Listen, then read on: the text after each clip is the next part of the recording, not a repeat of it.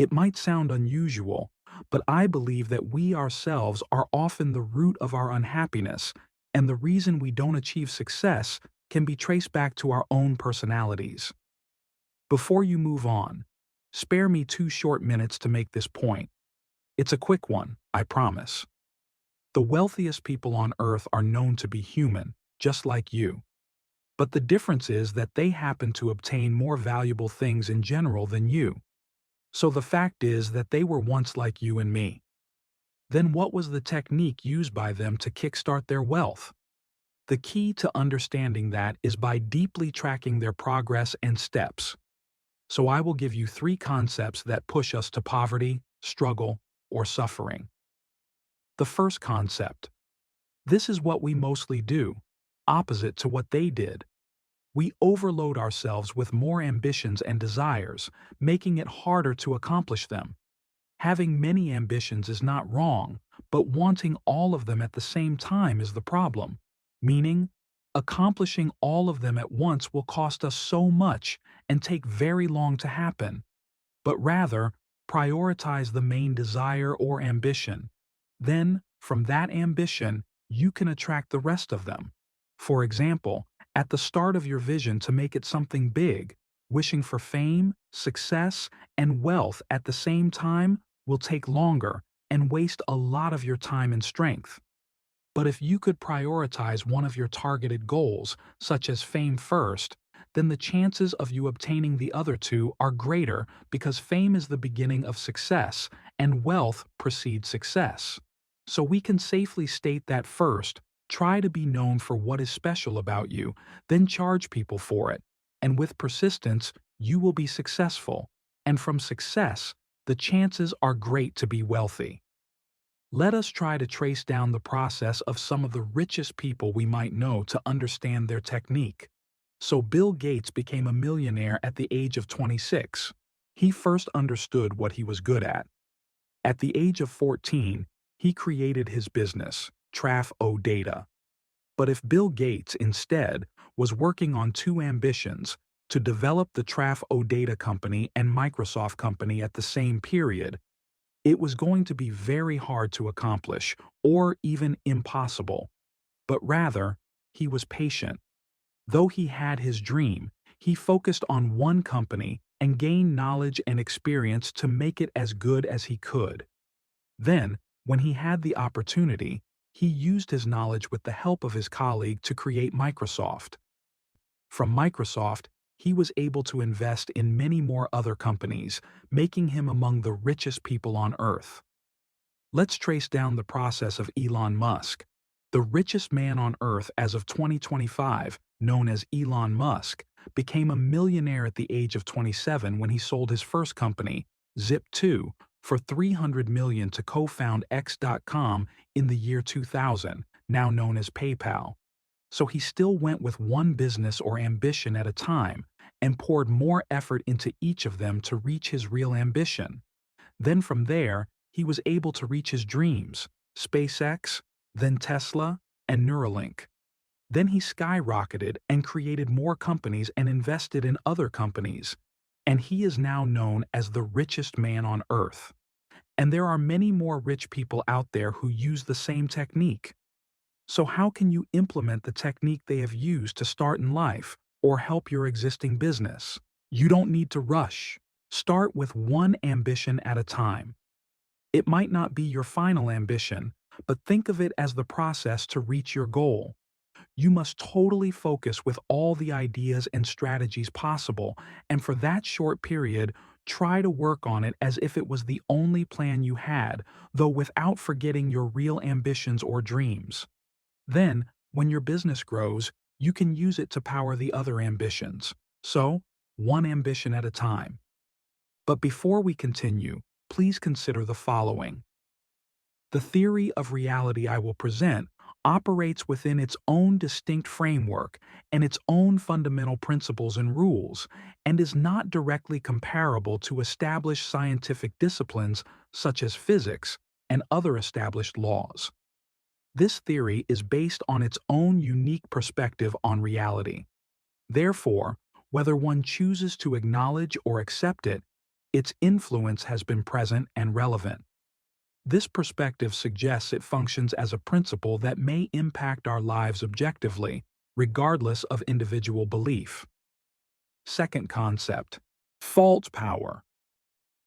A common challenge is having a vision without the necessary power to bring it to life. This lack of power often is because we are facing difficult circumstances and lacking the financial resources or a concrete plan on how to start to invest in our vision. In life, every vision requires a well-established plan, so the definition of a good plan consists of many good ideas in favor of your vision. Where do these ideas originate and come from? Or ask yourself, where do the wealthiest people on earth find such ideas to keep their business going? The source lies within each individual. We possess the key to our own ideas and the ability to formulate a plan to overcome our current struggles and problems. It is often true that the struggles we face are just a side effect of having a really big dream. So, let's look at why you might be struggling. It usually means that your dream needs a solid plan to bring it to life, and a good plan needs lots of different ideas. But however, we already have our most valuable tool right where we are, your brain. With your brain, you can figure out a good plan or different ways to make your vision happen. Inside your brain, there's this thing called your subconscious mind, and it's constantly generating ideas for you. But to get the best ideas from it, you need to keep learning and feeding your mind with information. This helps your subconscious come up with a plan that actually works to bring your vision to life. Now, here's a catch. Your subconscious needs energy to do its job. So, if you feel stuck in a loop struggling in life, it could be that your dream is just too big for your subconscious to come up with an idea right now. It needs more power. The bigger your dream, the more power your subconscious will need. And that's often where we become our own roadblock, stopping the subconscious from performing and generating a good idea. But there's good news. Your subconscious mind has its own way of getting energy. When things get tough, or you're going through a rough patch, it's like an automatic recharge for your subconscious. It actually needs those negative times to work well. But here's something interesting. When your subconscious is really focused on a big, important vision, it might not be as available to help you with the little things you do every day because it is busy supplying all its power to that big dream you desired to deliver to you a relevant plan on how to bring it to life. So, it might not give you as many ideas for your daily tasks, causing your brain performance not to be as usual. This can lead to you making more mistakes. And unfortunately, these mistakes can sometimes cause money problems and make you feel like you're struggling. But how do you know that your idea is big? Or is what you are wishing for big or small for the subconscious mind? These are the universal levels of reality or prosperity known as will levels. A will level represents how strong your inner drive is. It includes what you possess and own, your ambitions, wishes, and how you see yourself. The higher your will level, the greater the energy it will demand from you, meaning you will have to be at the same level of endurance to match. There are generally 4 stages of will levels. The first stage is the survival will level. At this stage, an individual is grateful. Other things aren't really a priority for them, and they often don't have much energy for doing things perfectly or efficiently. They're not really focused on big success or pushing for improvements. They're okay with just living without needing to put in a lot of effort to achieve or have big goals. They are happy with what they have, and they mostly dream to maintain what they have and manage their small resources to keep their simple life going. So, in theory, they might not face a lot of intense struggles because they don't have big desires or wishes, which keeps their subconscious mind fairly stable with a moderate amount of energy being used. And what they have might not be fancy or super efficient. What they often dream about is just having a straightforward, uncomplicated life. The second stage is what we can call the normal or mid-level will. This stage is like putting in roughly twice the effort it takes to just survive. People at this level work quite a bit harder to get by compared to those in the survival stage, and they can usually manage to live a decent life.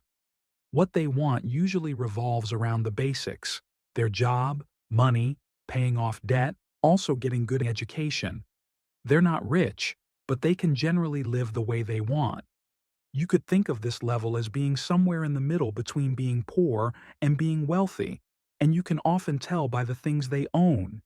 To reach this level, they need to rely more on their subconscious mind for ideas on how to keep things going. But for every plan or idea, they need to work twice as hard as someone at the survival level by enduring a little bit more in life to achieve that life as the middle class life, which means to obtain one idea, they need to work 2 times harder than a person living at a survival level. And next, we have the third will level, the super will level. This is where you'll find most wealthy individuals. They tend to operate at a level of effort 3 times greater than someone at the survival will level. Essentially, putting in 3 times the work for each action or idea compared to a survival will level.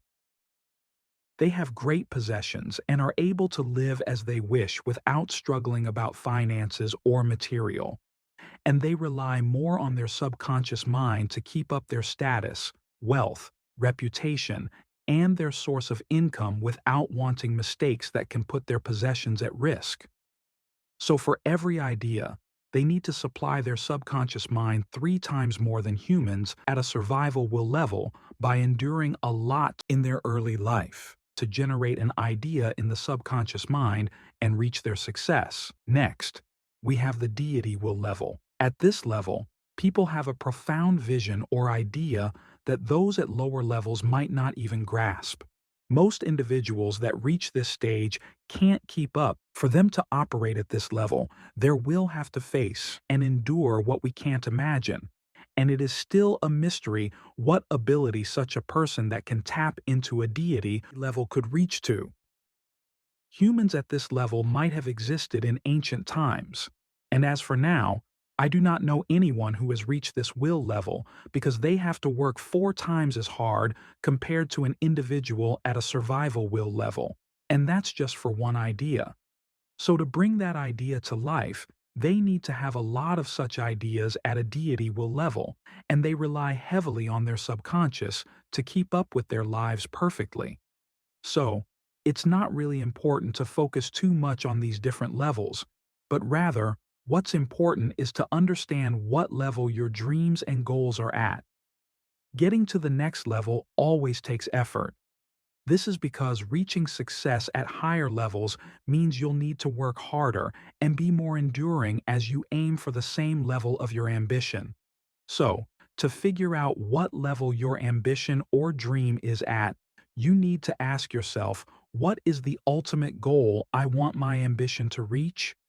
Your answer might match one of the 4 levels, and then you'll know what to expect and endure. But there's a positive option. There's a way to speed up your progress in life, because your subconscious mind takes its power from the tough challenges you face. So, since it's not efficient to always provide as much power as possible to fuel our subconscious mind with only one method every time we need a plan or a new idea, as pushing through difficulties shouldn't be the only way, we have this shortcut called bearing others.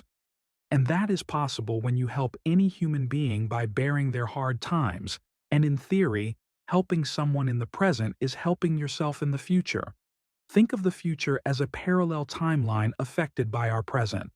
So you need to help others. That is the other option you have got.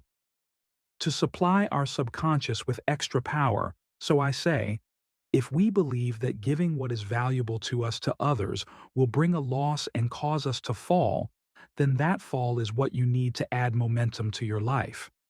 So that implies that to earn more extra power to power your dreams and your daily requirement, and to avoid those mistakes that could lead us to struggling, you will need to get some from other people by helping anyone, because their struggles will be your gain in terms of helping them. You bear them, because you happen to have what they don't have at that time, so helping them will mean bearing their negative moment straight to your subconscious. It is the fastest way to grow your dream. The more people you help, the faster the subconscious will generate ideas and keep you from making daily mistakes.